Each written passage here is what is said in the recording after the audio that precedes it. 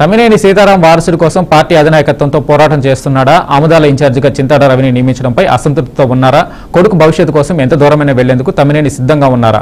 ప్రస్తుతం ఈ పరిస్థితులే చర్చనీయాంశంగా మారాయి. ఇంతకీ తమ్మినేని సీతారాం మనసులో ఏముంది? దీనిపై మరింత విశ్లేషణ మా మేనేజింగ్ డైరెక్టర్ రాజేంద్ర అందిస్తారు. Rajendra, over to you. ఉత్తరాంధ్రలో అనేక మంది ప్రధాన నాయకులు ఉన్నారు, సీనియర్ నాయకులు ఉన్నారు. అలాగే అంతో ఎంతో పేరు సంపాదించి గుర్తింపు పొంది బలమైనటువంటి నాయకత్వం ఉన్నటువంటి నాయకులు చాలా మంది ఉన్నారు. ఏ పార్టీ అనే కంటే కూడా ఏ పార్టీ తీసుకున్నా ఆయా పార్టీలో సీనియర్ లీడర్స్ ఉన్నారు. ముఖ్యంగా ఉత్తరాంధ్ర రాజకీయాలకి కొంతమంది వైసీపీ నాయకులు విపరీతమైనటువంటి ఒత్తిడిలో పడే రోజులు వచ్చినాయి. ఇవాళ కూటమి ప్రభుత్వం తీసుకునేటువంటి నిర్ణయాలలో ఇవాళ వైసీపీ నాయకులు కొంత గందరగోళంలో పడిపోతున్నారు.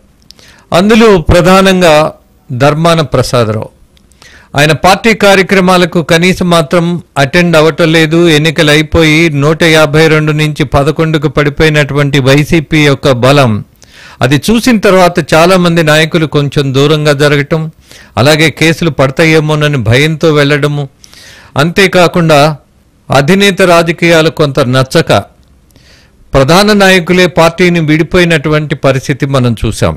ముఖ్యంగా వేముల ప్రశాంత్ రెడ్డి, అలాగే విజయసాయి రెడ్డి లాంటి రైట్ హ్యాండ్ సెకండ్ ప్లేస్లో ఉన్నటువంటి నాయకులే ఇవాళ జగన్మోహన్ రెడ్డిని వదిలి వెళ్ళిన తర్వాత కొంతమంది నాయకులు మళ్ళీ పునరాలోచనలో పడ్డారు. పరిస్థితి ఎలా ఉంటుంది, ఈ పార్టీ యొక్క భవిష్యత్తు ఎలా ఉంటుంది, అలాగే అధినాయకుడు కొంతైనా మారేటటువంటి అవకాశం ఉన్నదా, మెచ్యూర్డ్ పాలిటిక్స్ వైపు వెళుతున్నామా లేదా, అలాగే వైసీపీకి వచ్చినటువంటి ప్రధాన మచ్చ బూతులు అనేవి, అలాగే దాడులు అనేవి, అలాగే అడ్డగోలు వ్యాఖ్యలు అనేవి, ఇవన్నీ నమ్ముకుంటే రాజకీయాల్లో కుదరు అని మెచ్యూర్డ్ పాలిటిక్స్ నడిపినటువంటి ప్రధాన నాయకులు ఎవరైతే ఉన్నారో, ముఖ్యంగా ఉత్తరాంధ్రలో కూడా ధర్మాన ప్రసాదరావు అవ్వచ్చు, అలాగే తమ్మినేని సీతారాం కావచ్చు. వీళ్ళిద్దరి గురించి మాట్లాడుకుందాం. ముఖ్యంగా మొదటిగా I would like to talk about Tammineni Seetharam. ఆయన అసెంబ్లీ స్పీకర్ అయిన తర్వాత మోస్ట్ పాపులర్ పొలిటీషియన్గా మారాడు. ఆయన భాష, వ్యవహారం, తీరు అన్నీ ఒక కమిడియన్గా ఆయన్ని మార్చారు అన్నటువంటి ఒక భావన ప్రజల్లో వచ్చేసింది. కారణం ఆయన హావభావాలు. అలాగే నాయకులు మాట్లాడుతున్నప్పుడు, సొంత పార్టీ నాయకులు మాట్లాడుతున్నప్పుడు ఆయన ఏదో ఒక మోస్ట్ కామెడీ సినిమాను చూస్తున్నంతగా పొంగిపోతూ ఆ హావభావాలు చూసినప్పుడు ఆయన ఎంకరేజ్ చేస్తున్నట్టుగా కూడా భావించిన సందర్భాలు అనేకం వచ్చినాయి. కానీ ఎన్నికలు అయిన తర్వాత, ఆయన ఓడిపోయిన తర్వాత చాలా రోజులు రాజకీయాలకి దూరంగానే ఉన్నాడు ఈయన కూడా, ధర్మాన ప్రసాదరావులానే. కానీ ఈయనకి ఆముదాల వలసలో సొంత మేనల్లుడి మీద, కూన రవికుమార్ మీద ఓడిపోయిన తర్వాత ఆయన ప్రాతినిధ్యం తగ్గిపోయింది, అలాగే ఆయన పరపతి కూడా కొంత బలహీనపడింది అని నియోజకవర్గంలోనే వదంతులు కాదు వార్తలు బాగా వచ్చాయి. ఆయన అనుచరులు కూడా ఈయన వైఖరికి కొంత ఇబ్బంది పడ్డారు. బట్ ఎప్పటికక్కడ వివాదాస్పదమైనటువంటి మాటలు మాట్లాడడం, నోరు జారి మాట్లాడడం, అది రాజకీయం కానిది కొత్తగా అనుభవజ్ఞులైనటువంటి ఇలాంటి నాయకులు కూడా విచిత్రమైనటువంటి మాటలతోటి అనవసరమైనటువంటి వివాదాల్లోకి వెళ్ళారు, పరువు తీసుకున్నారు, స్థాయిని తగ్గించుకున్నారు. స్పీకర్గా ఉన్నవాళ్ళు ఒక దశలో ఏమాత్రం క్షమించకూడనటువంటి వ్యాఖ్యలు చేయటం అనేది తప్పు, అది ఒప్పుకోలేనటువంటి రాజకీయం.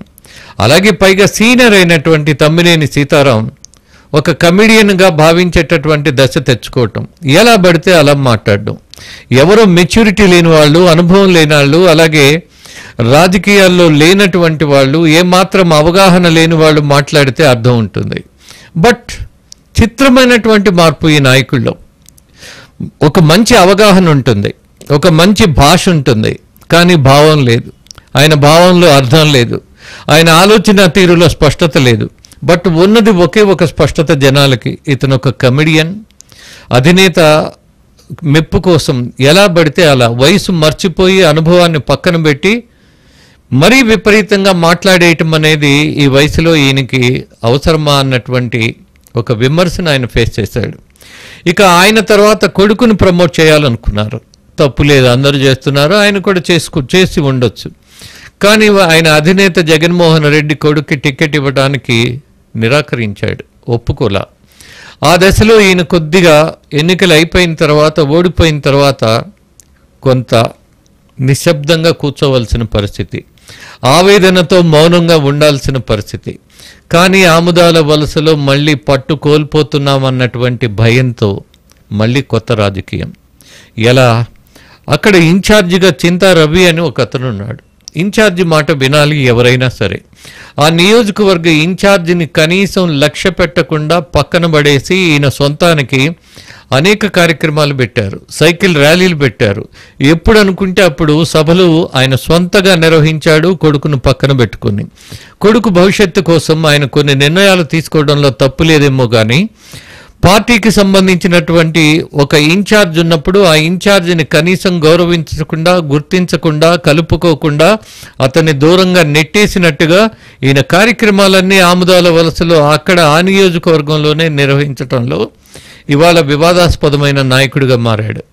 వైసీపీలో ఎంతమంది ఉంటారు, ఎంతమంది మిగిలి మళ్ళీ నిలబడతారు అన్నది ఒక ప్రశ్నార్థకంగా మారుతున్నటువంటి దశలో తమ్మినేని సీతారాం ఎలాంటి నిర్ణయం తీసుకొని, ఎలాంటి ఆచరణలోకి వెళ్ళి మళ్ళీ రాజకీయ యవనికపై కొడుకును నిలబెట్టగలిగినటువంటి అవకాశం పొందుతాడు అన్నది ప్రశ్నార్థకం, అనుమానాస్పదం. వేచి చూడాల్సిన అవసరం కూడా ఇందులో ఉంది. ఆయన ఉత్సాహం ఉంటే సరిపోదు, ఉద్దేశాలు పర్ఫెక్ట్గా ఉండాలి. ఓటమికి ఎందుకు కారణాలు అని వెతుక్కోకుండా, మనుషుల్లో పునర్విమర్శ అనేది లేకుండా, పునరాలోచన చేయకుండా, ఒక మొద్దుతనం, ఒక మూర్ఖత్వం, ఏదో ఒకటి మాట్లాడితే సరిపోతుంది, జనం గొర్రెల్లా ఉంటారు, మనల్ని ఆచరిస్తారు, మన వెనక నడుస్తారు, మనం చెప్పిందే చేస్తారు అన్నటువంటి ధోరణి వాళ్ళు మారకపోతే ఆయనకు కానీ, ఆయన పార్టీకి కానీ, ఆయన కొడుకు కానీ భవిష్యత్తు ఉంటుందా లేదా అన్నది ఆయనే ఆలోచించుకోవాలి.